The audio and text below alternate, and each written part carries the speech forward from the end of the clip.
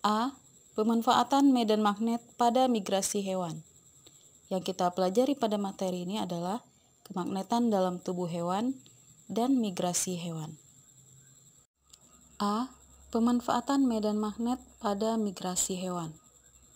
Hewan mampu mendeteksi medan magnet bumi karena di dalam tubuh hewan terdapat magnet. Fenomena tersebut dinamakan biomagnetik. Medan magnet bumi dapat membantu hewan dalam menentukan arah migrasi, mempermudah upaya mencari mangsa, atau menghindari musuh. 1. Migrasi burung. Beberapa jenis burung, misal burung elang, burung layang-layang, melakukan migrasi pada tiap musim tertentu. Burung tersebut menggunakan partikel magnetik tubuhnya untuk menciptakan peta navigasi dengan memanfaatkan medan magnet bumi. Pada burung merpati pos, sering dimanfaatkan sebagai kurir surat, dengan memanfaatkan medan magnet bumi sebagai penunjuk arah pulang. 2. Migrasi ikan salmon. Ikan salmon adalah ikan yang hidup di Samudra Atlantik dan Samudra Pasifik. Ikan salmon melakukan migrasi untuk berkembang biak. Ikan ini memiliki kemampuan untuk kembali ke aliran sungai air tawar tempat awal mereka menetas dan tumbuh setelah berenang ribuan kilometer mengarungi lautan. Hal ini dikarenakan sungai yang dilewatinya memiliki medan magnet tertentu yang dapat dideteksi oleh ikan salmon. 3. Migrasi penyu. Penyu melakukan migrasi tidak secara berkelompok, tetapi secara individual. Waktu yang dibutuhkan untuk sekali migrasi antara 5 sampai 10 tahun. Dari hasil penelitian menunjukkan bahwa penyu mengikuti jalur migrasi yang diberikan. Ketika penyu mendeteksi medan magnet yang mirip dengan medan magnet yang pernah dilaluinya, penyu akan berenang menuju arah tersebut. Pergerakan penyu ini bertujuan untuk menjaga penyu agar tetap berada di lautan yang hangat dan wilayah yang kaya akan sumber makanan. 4. Migrasi lobster duri. Lobster ini merupakan jenis lobster laut yang melakukan migrasi. Hasil penelitian menunjukkan bahwa lobster duri mampu merasakan medan magnet bumi untuk memandu migrasi yang dilakukan dari lepas pantai Florida menuju lautan lepas yang lebih hangat dan tenang di setiap akhir musim gugur. B. Teori dasar kemagnetan. Yang kita pelajari dalam materi ini adalah gaya magnet, cara membuat magnet, gaya Lorentz, dan induksi elektromagnet. 5. Magnet dalam tubuh bakteri. Tubuh bakteri Magnetotaktik Bacteria atau MTB, terdapat organel khusus yang disebut magnetosom. Bakteri ini mampu melakukan navigasi dan bermigrasi dengan memanfaatkan medan magnet. Beberapa bakteri ini memiliki flagela yang berfungsi sebagai pendorong saat bergerak. Magnetosom tersusun atas senyawa magnetit atau Fe3O4 dan greigit Fe3S4 yang memiliki sifat kemagnetan jauh lebih kuat dibanding dengan magnet sintetik atau yang dibuat oleh manusia. Diduga, senyawa tersebut memiliki potensi besar digunakan di bidang kesehatan. B. Teori dasar kemagnetan. Beberapa peralatan, mulai dari speaker, telepon, televisi, bel rumah, dan berbagai peralatan yang biasa kita gunakan, memanfaatkan magnet sebagai komponen utamanya. 1. Konsep gaya magnet. Magnet berasal dari bahasa Yunani magnetis litos yang berarti batu magnesian. Magnet memiliki berbagai bentuk dan dinamakan sesuai bentuknya, seperti magnet U dan magnet batang. Penentuan kutub magnet batang dapat dilakukan dengan percobaan sederhana, yaitu dengan meletakkan magnet di atas gabus, lalu apungkan di atas permukaan air. Ujung magnet yang menunjuk arah utara adalah kutub utara magnet, dan sebaliknya adalah kutub selatan magnet. Magnet memiliki dua kutub, yaitu kutub utara dan kutub selatan. Kutub yang sejenis bila didekatkan akan tolak-menolak, dan yang berbeda jenis akan tarik-menarik. Gaya magnet berasal dari adanya interaksi antara kutub-kutub magnet yang ditimbulkan oleh gerakan muatan listrik atau elektron pada benda. Pada beberapa jenis logam seperti besi dan baja, sejumlah magnet elementer apabila diinduksi dapat disusun berbaris pada arah tertentu, sehingga benda bersifat sebagai magnet. A. Sifat magnet bahan. Berdasarkan sifat interaksi bahan terhadap magnet, ada 3 jenis benda, yaitu ferromagnetik, paramagnetik, dan diamagnetik. Ferromagnetik adalah benda-benda yang dapat ditarik kuat oleh magnet. Contoh, besi, baja, kobalt, dan nikel. Paramagnetik adalah benda-benda yang ditarik lemah oleh magnet. Contoh, magnesium, molibdenum, dan litium. Diamagnetik adalah benda-benda yang tidak dapat ditarik oleh magnet. Contoh, perak, emas, tembaga, dan bismut. B. Cara membuat magnet. Magnet tidak hanya dapat ditemukan di alam sebagai magnet alami, tetapi ada juga benda yang dapat dibuat menjadi bersifat magnet. Ada 3 cara membuat magnet. 1 dengan cara menggosok, 2 dengan cara menginduksi atau mendekatkannya dengan magnet selama beberapa waktu, 3 dengan cara meliliti besi atau baja dengan kawat penghantar yang dialiri arus DC. Cara membuat magnet yang pertama adalah dengan cara menggosok magnet. Besi digosok dengan arah yang tetap agar magnet elementer dapat diatur untuk menuju ke satu arah saja. Dari gambar di bawah, ujung kutub selatan magnet yang digosokkan dari ujung besi B ke A akan mengubah besi menjadi magnet dengan kutub selatan pada ujung B dan kutub utara pada ujung A. Jadi, ujung batang besi yang pertama kali digosok akan memiliki kutub yang sama dengan kutub magnet yang menggosoknya. Cara membuat magnet yang kedua adalah dengan cara menginduksi. Besi dan baja dapat dijadikan magnet dengan cara menginduksi atau mendekatkannya dengan magnet selama beberapa waktu. Dari gambar di bawah ini, sifat magnet menunjukkan bahwa magnet akan tarik-menarik jika kutub yang berbeda didekatkan, sehingga ujung B akan menjadi kutub utara dan ujung A akan menjadi kutub selatan. Jadi, ujung besi atau baja yang berdekatan dengan kutub magnet batang akan memiliki kutub yang berlawanan dengan kutub magnet penginduksinya. Cara membuat magnet yang ketiga adalah dengan cara meliliti besi atau baja dengan kawat penghantar yang dialiri arus DC. Cara ini disebut dengan elektromagnet. Kenapa arus DC? Karena arus DC dapat menyamakan arah magnet elementer pada besi atau baja. Kutub magnet besi atau baja yang terbentuk tergantung pada arah lilitan kawat penghantar. Jika arah arus berlawanan dengan jarum A, ujung A besi atau baja akan menjadi kutub utara dan B menjadi kutub selatan.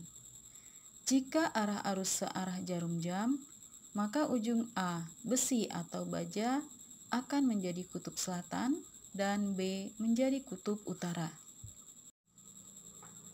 C. Penerapan elektromagnet dalam kehidupan sehari-hari.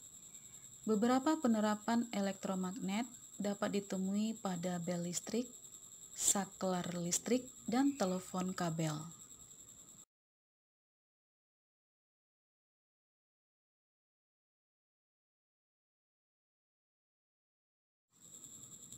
Satu, bel listrik sederhana. Pada saat tombol bel listrik ditekan, rangkaian arus menjadi tertutup dan arus mengalir pada kumparan. Ini mengakibatkan besi di dalamnya menjadi elektromagnet yang mampu menggerakkan lengan pemukul untuk memukul bel sehingga bel berbunyi. Pada saat pemukul mengenai bel, aliran listrik terputus sehingga sifat elektromagnet besi menjadi hilang. Akibatnya, pemukul kembali ke tempat semula. 2. Saklar.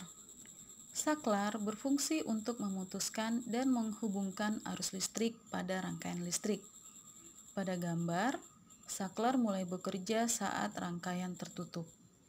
Lilitan kawat berfungsi sebagai elektromagnet yang menarik ujung besi ke bawah. Lalu, ujung besi lainnya akan menyimpang ke kanan dan mendorong tangkai ke kiri, sehingga tangkai kiri dan kanan akan saling bersentuhan untuk mengalirkan arus listrik. Ketika arus mengalir, maka lampu atau elektronik lainnya akan menyala. 3. Telepon kabel. Prinsip kerja telepon pada dasarnya mengubah energi listrik menjadi energi bunyi. Pada saat pembicaraan, kuat arus listrik yang mengalir pada rangkaian telepon berubah-ubah, sehingga menimbulkan efek elektromagnet yang kekuatannya berubah-ubah dan mampu menggetarkan diafragma besi lentur pada speaker telepon.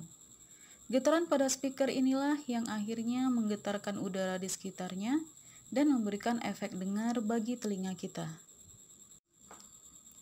D. Cara menghilangkan kemagnetan bahan. Sifat kemagnetan bahan dapat dihilangkan dengan cara 1.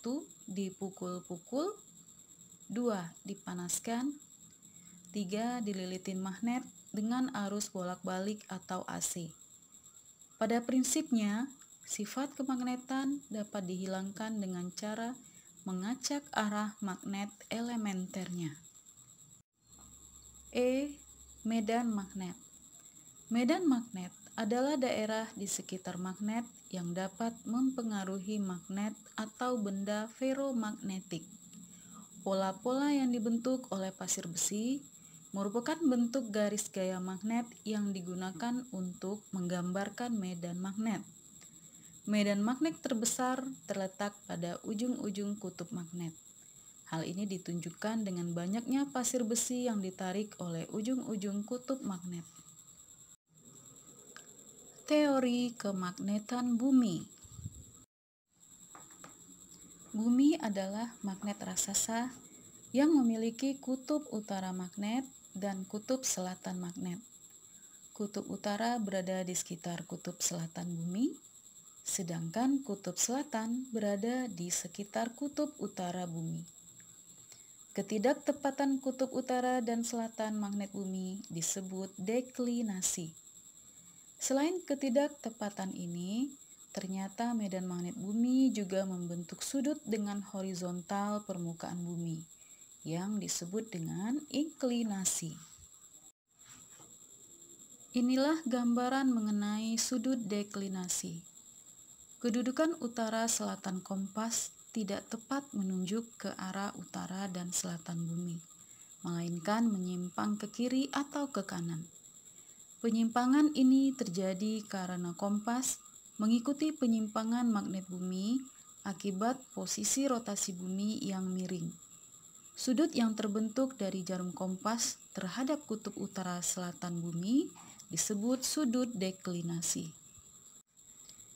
Ini adalah gambaran sudut inklinasi.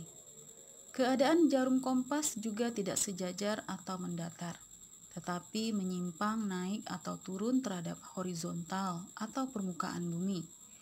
Ini disebabkan karena garis gaya magnet bumi tidak sejajar dengan permukaan bumi. Penyimpangan jarum kompas ini akan membentuk sudut yang disebut sudut inklinasi.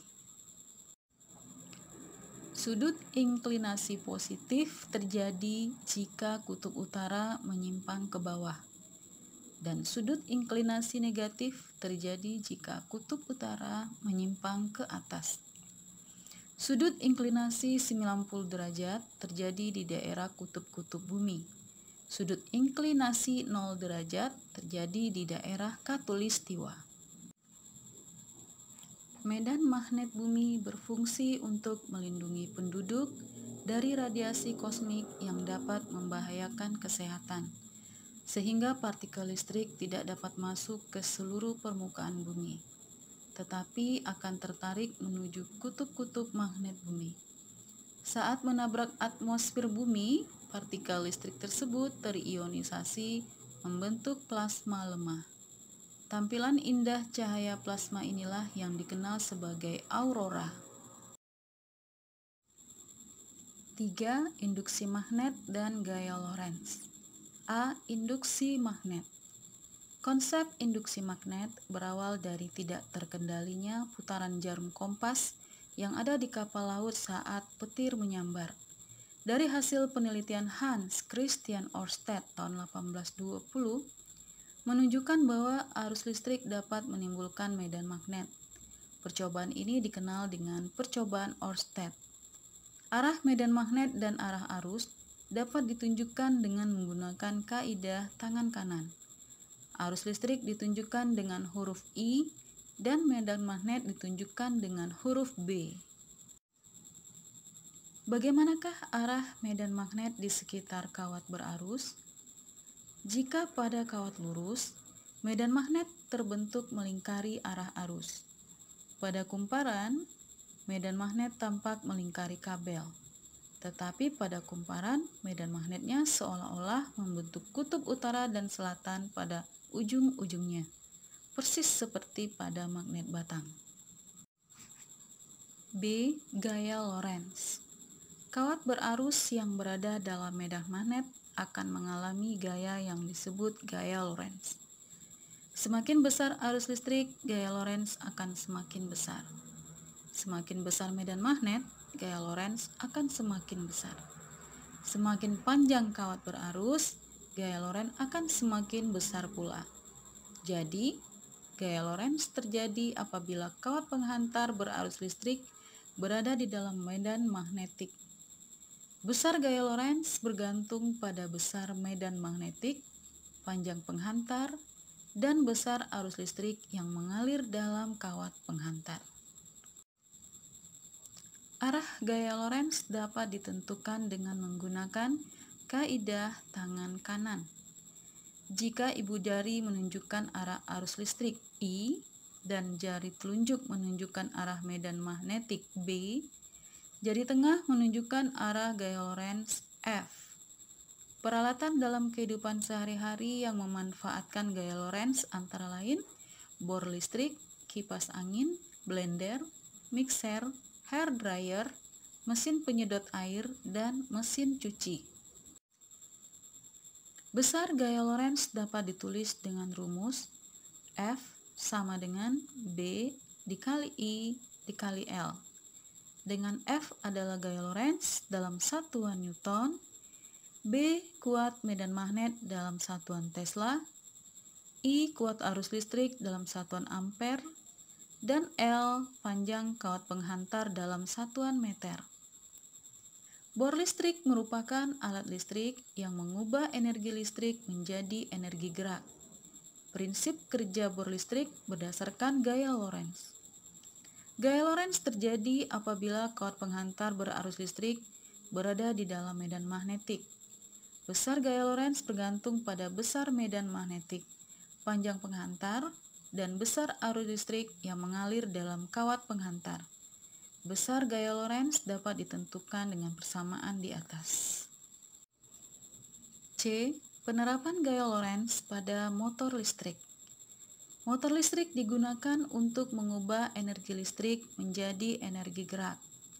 Motor listrik memiliki beberapa komponen, di antaranya magnet tetap dan kumparan. Jika ada arus listrik yang mengalir pada kumparan yang terletak dalam medan magnet, maka kumparan tersebut akan mengalami gaya Lorentz sehingga kumparan akan berputar. Agar kumparannya dapat berputar dengan stabil, maka kumparan dibuat bulat pada tiap ujungnya. atau dibentuk melingkar. 4. Induksi elektromagnetik. Induksi elektromagnetik membahas tentang konsep arus listrik yang dapat menghasilkan medan magnet dan medan magnet yang mampu menghasilkan listrik. Menurut Faraday, listrik dapat dihasilkan dengan cara menggerakkan magnet batang keluar masuk kumparan. Contoh penerapan induksi elektromagnetik dalam kehidupan sehari-hari adalah generator, dinamo AC/DC, dan transformator. A. Generator. Generator adalah alat yang digunakan untuk mengubah energi gerak atau kinetik menjadi energi listrik. Energi dapat bersumber dari energi angin, energi air, dan sebagainya.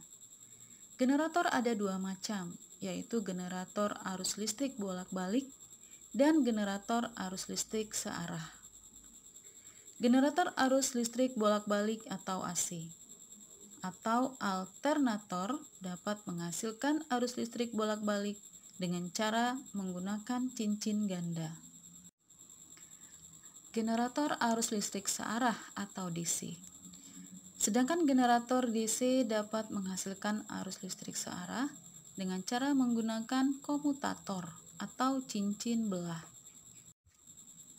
B. Dinamo AC/DC. Dinamo adalah generator yang relatif kecil yang berfungsi sebagai sumber energi listrik untuk menyalakan lampu, yaitu dengan mengubah energi gerak menjadi listrik. Pada saat dinamo digunakan untuk menyalakan lampu sepeda, kepala dinamo dihubungkan dengan ban sepeda, sehingga ketika roda sepeda berputar, poros dinamo tersebut juga ikut berputar. Inilah yang menyebabkan terjadinya gaya gerak listrik induksi pada ujung-ujung kumparan dan menghasilkan arus listrik. Induksi yang dapat menyebabkan lampu sepeda. Arus listrik induksi ini akan semakin besar jika roda sepeda bergerak lebih cepat. Transformator atau trafo. Transformator adalah alat yang digunakan untuk menaikkan atau menurunkan tegangan listrik bolak-balik. Transformator penurun tegangan atau step down. Jika jumlah lilitan sekunder lebih sedikit daripada jumlah lilitan primer, tegangan sekunder lebih kecil daripada tegangan primer, dan kuat arus sekunder lebih besar daripada kuat arus primer. Sedangkan transformator penaik tegangan atau step up, jika jumlah lilitan sekunder lebih banyak daripada jumlah lilitan primer, tegangan sekunder lebih besar daripada tegangan primer, dan kuat arus sekunder lebih kecil daripada kuat arus primer. Hubungan antara jumlah lilitan kumparan dan gaya gerak listrik induksi atau tegangan pada kumparan primer dan sekunder dapat dinyatakan dengan persamaan berikut.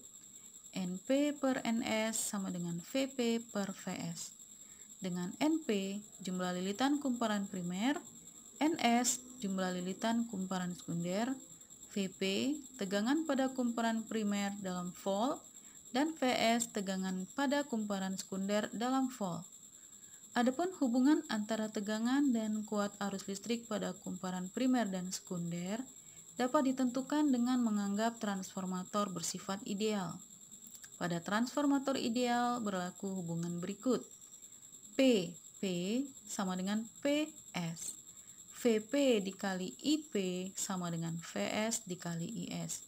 Sehingga IS per IP sama dengan VP per VS. Efisiensi transformator adalah perbandingan antara daya pada kumparan sekunder dengan daya pada kumparan primer sebuah transformator. Efisiensi transformator selalu kurang dari 100%. Sebab saat digunakan, transformator selalu menghasilkan panas. Efisiensi transformator dapat ditentukan dengan persamaan berikut. Efisiensi sama dengan PS per PP dikali 100%. Dengan efisiensi transformator dalam persen, PS daya sekunder dalam watt, dan PP daya primer dalam watt. C. Kemagnetan dalam produk teknologi. Yang kita pelajari dalam materi ini adalah MRI, kereta maglev, dan PLTN. Kemagnetan dalam produk teknologi yang pertama adalah MRI atau Magnetic Resonance Imaging. MRI merupakan salah satu yang populer digunakan dalam teknologi kedokteran. MRI menggunakan prinsip kemagnetan dalam mendeteksi adanya penyakit dalam tubuh pasien. Dalam hal ini mencitrakan kondisi kesehatan tulang atau organ tubuh bagian dalam manusia tanpa melalui prosedur pembedahan, mendeteksi ada tidaknya tumor, bahkan merekam pikiran manusia, dan mendeteksi secara dini gejala epilepsi.